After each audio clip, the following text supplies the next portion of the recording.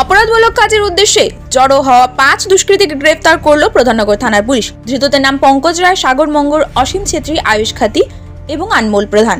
তাদের মধ্যে পঙ্কজ রায় কুখ্যাত অপরাধী। পঙ্কজ প্রধাননগর থানা অন্তর্গত এলাকার বাসিন্দা এবং বাকিরা দার্জিলিং জেলার বাসিন্দা।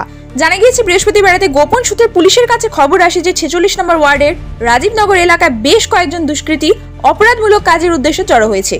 এরপরই অভিযান চালিয়ে কুখ্যাত অপরাধী পঙ্কজ রায় সহ 5 জনকে ধরতে সক্ষম হয় পুলিশ। বাকিরা পালিয়ে যায়। ধৃতদের কাছ থেকে উদ্ধার হয়েছে ডাকাতির কাজে ব্যবহারের বিভিন্ন সামগ্রী। পুলিশ সূত্রে খবর, ধৃত পঙ্কজ রায় এর আগে মাদক কারবারে গ্রেফতার হয়েছিল এবং বেশ কিছুদিন সংশোধনাগারে ছিল। সংশোধনাগার থেকে বেরিয়ে ফের দুষ্কৃতী কার্যকলাপ শুরু করে সে। ধৃত 5 জনকে আজ শিলিগুড়ি আদালতে পেশ করা হয়েছে। গোটা ঘটনা তদন্তে পুলিশ।